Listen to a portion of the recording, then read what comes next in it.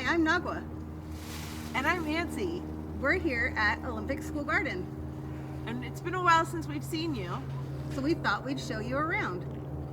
This year in our garden, we used a traditional way of planting that the Native Americans used. It's called Three Sisters. It involves corn, beans, and squash. So like Nagwa said, the Three Sisters consists of corn, beans, and squash. The corn grow high and they act as a structure for the beans to climb up. The beans actually put nitrogen into the soil. That enriches the soil so the plants grow really healthy. It also is great for the insects. They like that too. And then because these two things grow up high, the squash gets to crawl down low. And the squash have these bigger leaves. They act as shade from the sun, and that keeps the soil nice and hydrated, kind of damp. Doesn't dry out the soil, and it also acts as protection for beneficial bugs. Last spring, we planted some potatoes.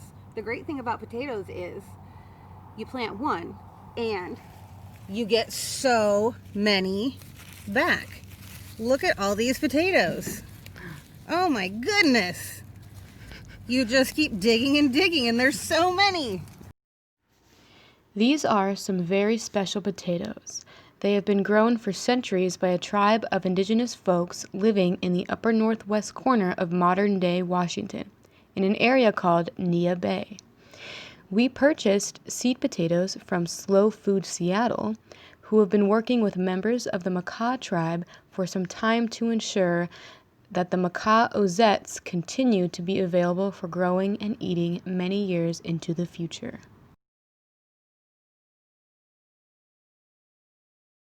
Believe it or not, this is asparagus.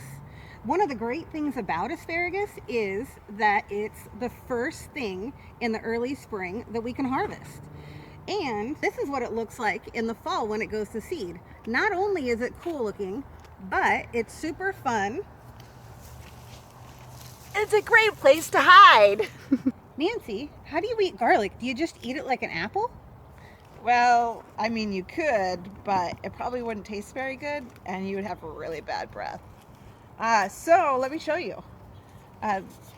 This is a head of garlic, and look at it, it's like purple, kind of papery, which is kind of cool. Look at that. But really, if you want to break into it, you just dig your fingers in and open it up like this. You can see these are individual cloves of garlic. You pull them apart. You get all the paper off them. If you're at home in your kitchen, you would cut the ends off and pull that paper right off. You could chop it up, and you could put it in your vegetables. You can put it in other vegetables, and then you can also put it in your vegetables, because vegetables are super important to eat. What if we decide we love garlic so much and we need more? Well, we just plant more, right? So we have our clove, and just like we talked about, we pull it apart, and I guess this is not your clove. This is a head of garlic. These are your cloves, and you have individual ones, right? Can you hold that for me, Nagwa? Okay, so the trick here is garlic is one of the few things that we actually plant in the garden in the fall. A lot of the other stuff we're planting in the spring and even in the summer, but garlic we plant in the fall, and it grows over the winter, which is really cool. They like to be about 2 inches deep, so that's about like that, right? So we can just dig down with our fingers. You can even use a ruler if you like. So about 2 inches is right there. We drop our clove in. Oh, there it is. Face up, pointy end up, and then we tuck it into bed for the winter time. These are very important to our garden.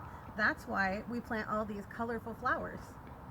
And while the colorful flowers attract them to our garden, the bees come and pollinate our vegetables, which is very important. Because if we didn't have bees to pollinate our vegetables, we wouldn't have vegetables. So we want to make sure that the bees feel very welcome here.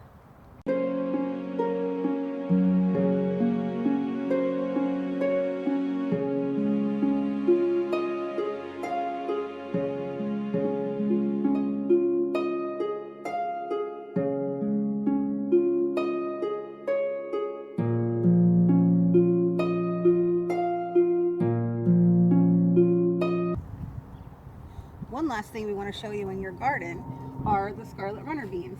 Some of them are nice and green, and some of them are brown. These may look like they're dead, but when you crack them open, there's something very magical and special on the inside. Look at those, aren't they beautiful? But these aren't the only thing that's special in this garden. We think you're pretty special too. And we really miss having you here. We can't wait to see you again. And in the meantime, feel free to stop by and check it out.